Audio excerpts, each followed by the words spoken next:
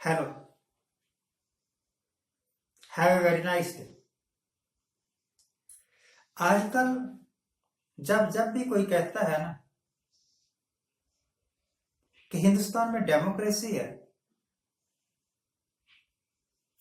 तो मैं थोड़ा हैरान होता हूं इस करके क्योंकि डेमोक्रेसी में कानून का शासन होता है और देश चलता है संविधान के मुताबिक। संविधान हमें देता है बोलने की आजादी, जो हमारे मौलिक सिद्धांत है, फंडामेंटल राइट्स। तो जब हर एक नागरिक को बोलने की आजादी है तो पत्रकारों को भी होगी, क्योंकि पत्रकार कोई स्मगलर तो है नहीं, कोई चोर तो है नहीं, कोई डाकू तो है नहीं। पत्रकारों का काम है सच्चाई को, फैक्ट्स को पब्लिक के सामने रखना। सरकार कहीं निरंकुश ना हो जाए, अनकंट्रोल्ड ना हो जाए, इसके वास्ते एक तो पत्रकार और दूसरा ओपोजिशन पार्टी वाले, दो पहरेदार होते हैं। पिछले कई सालों से मैं देख रहा हूं, परंतु आजकल जबकि इलेक्शन नजदीक आ गए हैं, पत्रकारों के ऊपर तशद्दुद सा बहुत बढ़ गया है। अभी एक दिन पहले दिल्ली में छापे पड़े और न्यूज पोर्टल है, उसका नाम है न्यूज क्लिक। उसमें काम करने वाले कुछ पत्रकारों को उठा लिया पुलिस वालों ने, और वो छोटे मोटे पत्रकार नहीं, मशहूर पत्रकार है, एज्ड पत्रकार है, उठा लिया और 8-8 10-10 घंटे पूछताछ की, कुछ को अंदर ही रखा, अरेस्ट कर लिया। आज उनको कोर्ट में पेश करके जमानत होगी पता नहीं, कुछ को छोड़ दिया। पर जो छोड़ भी दिए हैं वो छोटे हुए नहीं है। पुलिस कभी भी बुला लेगी उनको, आ जाओ।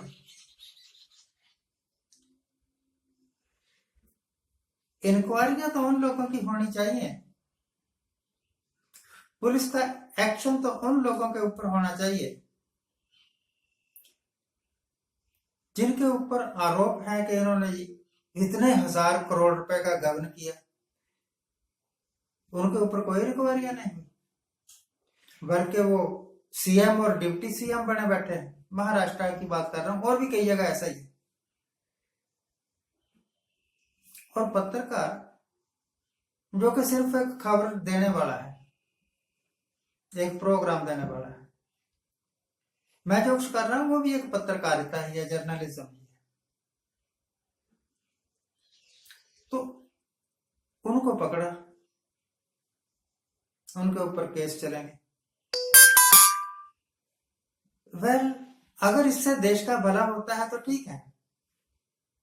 अगर पत्रकारों ने सचमुच ही कुछ गलत किया हुआ है तो उनको पकड़ा जाना चाहिए। पर अगर खामखा ही हराश करना है तो ये तो एक गलत बात है। तो हिंदुस्तान में ना तो मेरे ख्याल से डेमोक्रेसी रह गई है, ना ही किसी के कोई फंडामेंटल राइट है। जो भी सरकार के विरुद्ध बोलेगा उसको जेल यात्रा या ईडी या पुलिस के द्वारा हराश किया जाएगा। ऐसा पहले कभी नहीं होता था। हमने इमरजेंसी का टाइम देखा है, लोग कहते हैं बड़ा बुरा टाइम था, हमें भी महसूस होता है कि वो बुरा टाइम था। इमरजेंसी नहीं लगनी चाहिए थी, लगी, परंतु इमरजेंसी के दौरान इस तरह के हालत नहीं थे। कई बार हिंदुस्तान में इमरजेंसी लगी, तो अखबारों को सेंसर वगैरह करते थे, और तो ज्यादा कुछ था नहीं।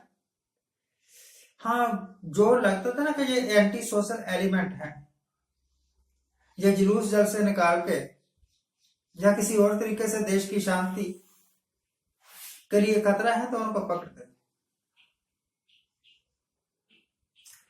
अब हम सारे पत्रकारों के नाम तो नहीं याद पता, और ना ही उन लोगों के नाम बोलने की जरूरत है जो है तो अव्वल दर्जे के करप्ट, कई खूनी भी है, कई बहुत गंभीर मामलों में पुलिस के द्वारा वांटेड भी है, परंतु क्योंकि वो बीजेपी में है या सरकार के साथ उनकी नजदीकियां हैं, उनको कोई नहीं छेड़ता। और जो सरकार के विरुद्ध है, चाहे वो बंगाल के हों, बंगाल में बीजेपी का शासन नहीं है ना, या किसी दूसरी जगह, महाराष्ट्र, मध्य प्रदेश,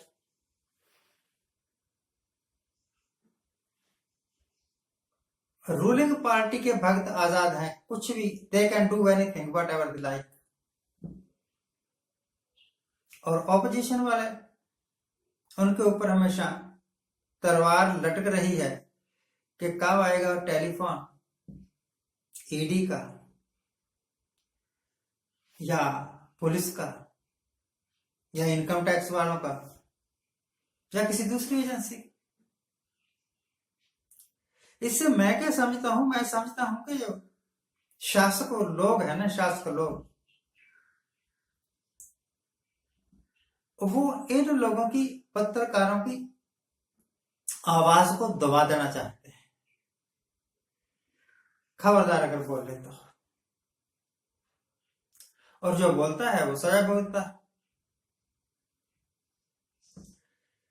बड़े आदर के साथ कहता हूं,